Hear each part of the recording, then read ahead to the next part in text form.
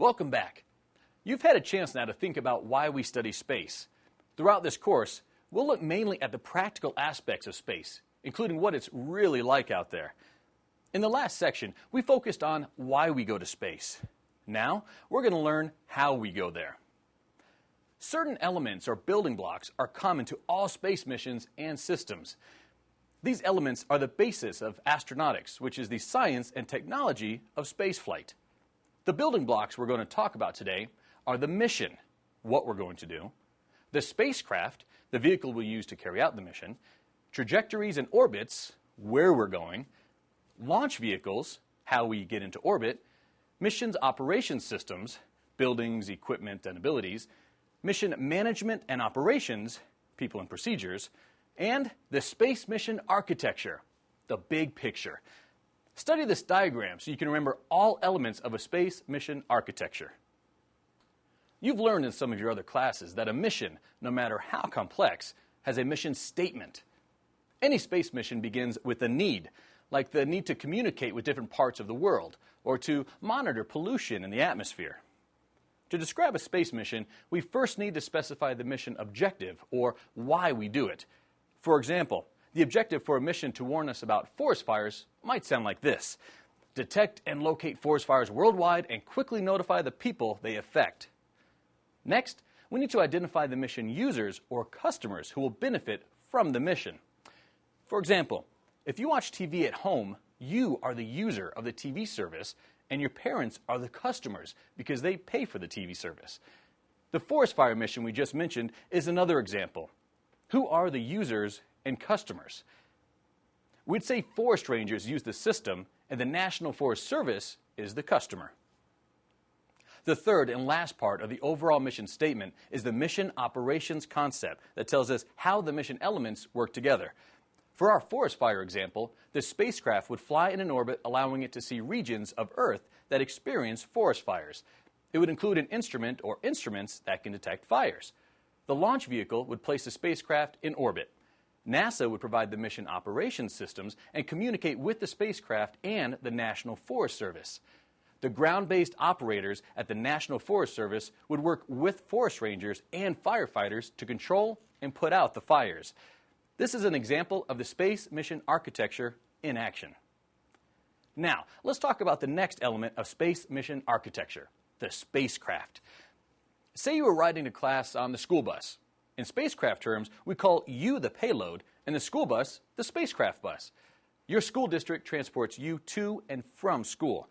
The parts of the bus helping you get there are the driver, engine, transmission, structure, batteries, heat, light, seats, and so on. The spacecraft bus cares for and feeds the payload.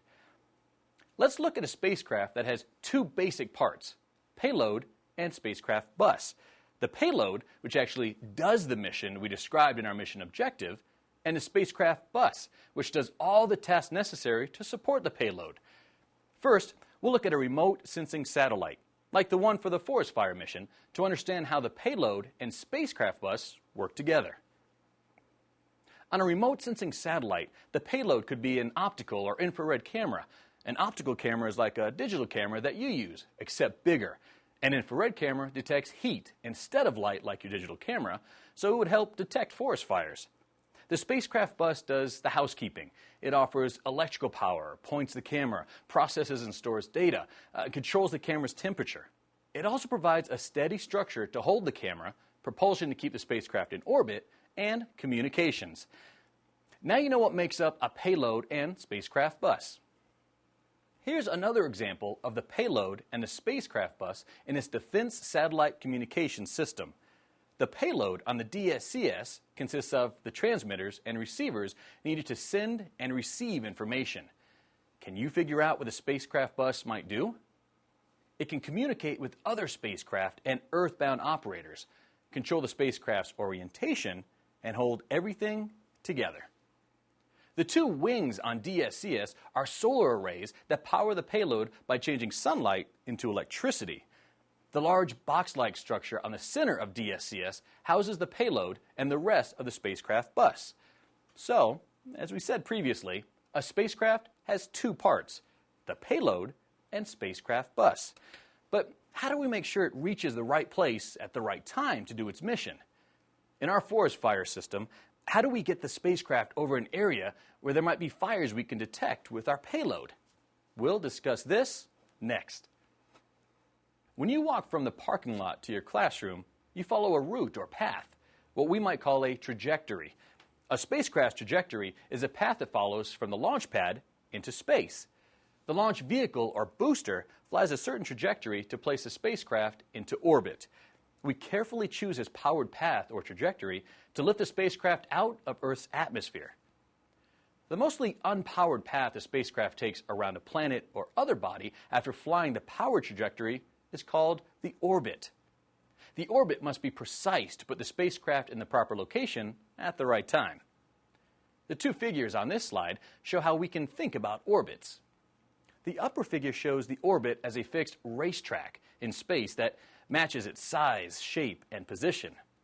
The orbit or racetrack we choose affects things like the time needed for one revolution around the planet, the size and location of the coverage area, or what we can see, and the makeup of the electrical power system. Now, let's think about how an orbit works by looking at the lower figure. If you're looking at an object and can't move your eyes or turn your head, you can see only part of it. But if you're able to move your eyes and head, you get a much better view called a field of regard. The same principle applies to a spacecraft. By turning its eyes and ears toward Earth, the spacecraft increases its field of regard and coverage area, called the swath width of an Earth's surface. As the field of regard gets larger, we see more of Earth's surface. We see Earth in three different orbits: a parking orbit, transfer orbit, and the final or mission orbit in this diagram. We don't show the power trajectory of the launch vehicle or booster, but as we said earlier, the booster's trajectory often carries the spacecraft from Earth's surface to the parking orbit. Once the spacecraft is stable in the parking orbit, we may fire a small rocket and put the spacecraft into a transfer orbit that carries it to its final or mission orbit. A spacecraft spends most of its time in the mission orbit. We know where we want the spacecraft to go and which trajectory we want to have, but how do we fly it into orbit? We use a launch vehicle or booster. The launch vehicle provides energy, mostly kinetic energy or velocity, to carry the spacecraft from Earth's surface through its trajectory to an orbit. To see what it does, assume the launch vehicle is sitting on the launch pad with no speed or velocity. In order to put the spacecraft into orbit, the launch vehicle has to get it going about 17,100 miles per hour. The launch vehicle's trajectory ends with the spacecraft traveling at this enormous speed. This launch vehicle is the Space Transportation System, or Space Shuttle. The figure shows the launch of STS-95 flying on the trajectory and at the speed needed to get it from the launch site into orbit. What if the launch vehicle doesn't have enough energy to boost the spacecraft directly into its mission orbit? Then we need help with an upper stage that gets the spacecraft from its parking orbit into a transfer orbit and finally to its mission orbit. If the spacecraft needs to maneuver into another orbit, the upper stage may use small rocket engines called thrusters to propel the spacecraft. But how do we manage all these activities? All space missions need mission operations systems to communicate with and control whole fleets of spacecraft. The system framework supports different types of space missions. Some, like ground control centers, tracking stations, and communication centers, are on Earth. Others, like communications satellites, are in space. All provide the glue that holds space missions together.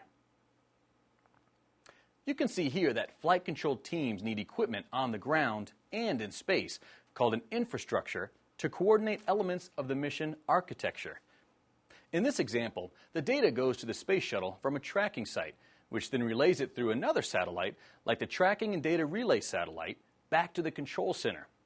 This network then passes the data to its users or customers through a third relay satellite. This infrastructure may seem complicated, but study the picture and you'll see how it all fits together.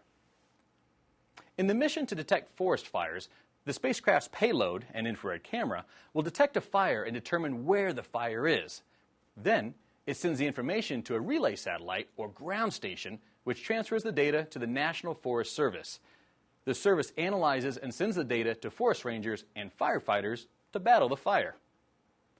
To manage these activities, we need the part of our architecture called Mission Management and Operations. So far, we've concentrated on the mission's hardware, but no matter how technically advanced we are, the team members, people like you, are still the most important part of any mission. People manage and operate missions, including activities from the initial concept to the end, things like designing, building, and testing the spacecraft, determining the mission orbit, selecting the right launch vehicle, and developing the operations concept to bring everything together. Thousands of people make a space mission successful, and you could be one of them. At the very beginning of this lesson, we mentioned the space mission architecture, the collection of spacecraft, orbits, launch, operations networks, and everything else that makes a space mission possible. Let's look at the mission architecture for STS-95, launched in 1998.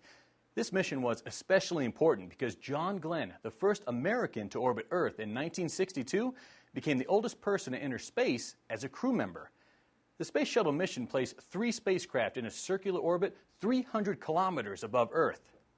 Johnson Space Center in Houston, Texas, handled the mission and ground operations, and NASA's Tracking and Data Relay Satellite provided the communications. Now, think back to the slide showing how all the interrelated elements come together to make up the space mission architecture. Would you like to be part of a team doing these exciting things? We have a choice today.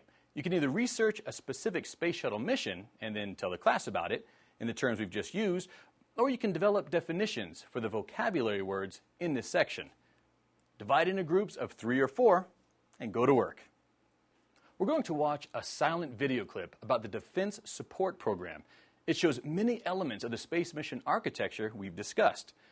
While we watch, feel free to talk about what you see. DSP's mission is to detect missile launches around the globe and tell our national command authorities about them. What you'll see is DSP's launch from Vandenberg Air Force Base in California, rocket staging, the spacecraft's protective cover or shroud dropping off, and the overall trajectory. You'll see a stage vehicle placing the DSP spacecraft into orbit, which takes a while, and the spacecraft maneuvering. The spacecraft's white cylindrical front end is the payload. The spacecraft bus is the blue area covered with solar arrays, and the back end holds a rocket engine. You'll notice the rocket nozzle. Once the spacecraft gets to its orbit location well above Earth, it prepares to see most regions surrounding the U.S. by orienting the vehicle toward Earth. When the spacecraft begins operating, you can see the payload's field of regard, shown as a gray cone going from the spacecraft to the Earth. DSP is now on duty, searching for missile launches that could threaten our country.